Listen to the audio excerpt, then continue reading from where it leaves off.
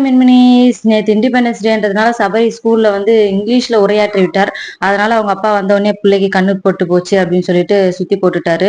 சுத்தி போட்டுட்டு பிரியாணி தான் நேத்து வந்து செஞ்சிருந்தாரு. 1 கிலோ பிரியாணி, அதுக்கப்புறம் ஈரல் ஃப்ரை, எக் இதுதான் வந்து நேத்து செஞ்சிருந்தோம். பிரியாணி என்னோட டிபார்ட்மெண்ட் நான் பாத்துக்கிறேன், ஈரல் ஃப்ரை உன்னோட டிபார்ட்மெண்ட் நீ பாத்துக்கோ அப்படின்னு சொல்லிட்டாரு. நான் தான் ஃப்ரை பண்ணேன். நிறைய பேருக்கு இந்த ஈரல் வந்து பிடிக்கவே பிடிக்காது. ஆனா எனக்கு சின்ன வயசுல இருந்து ரொம்ப பிடிக்கும்பா. கறி குழம்புல 1 2 வரும், அதை எங்க வீட்டுல இருக்கவங்க எல்லாரும் எடுத்து என் தட்டுல தான் போடுவாங்க.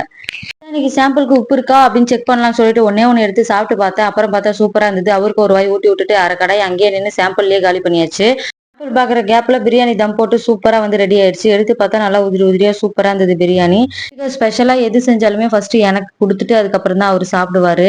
அது மாதிரிதான் இன்னைக்கு இலை போட்டு நல்லா வந்து பிரியாணி எல்லாம் அள்ளி அள்ளி வச்சுக்கிட்டே இருந்தாரு. போதும் போதும் சொல்ல சொல்ல கேட்கவே இல்லை, அள்ளி அள்ளி வச்சுட்டு இருந்தாரு. அதுக்கப்புறம் முட்டை ஈரல் எல்லாமே அவரே கொண்டு வந்து வச்சுட்டு அதுக்கப்புறமா சரி சமைச்சவருக்கு டேஸ்ட் பார்க்கவாது ஒரு வாய் ஊட்டி விடுவோமேன்னு சொல்லிட்டு முதல் வாய் அவருக்கு ஊட்டி விட்டுட்டு அதுக்கப்புறம் நான் சாப்பிட்டேன். சேனல் பிடிச்சிருந்தா மறக்காம சப்ஸ்கிரைப் பண்ணி சப்போர்ட் பண்ணுங்க. தேங்க்ஸ் ஃபார் வாட்சிங்.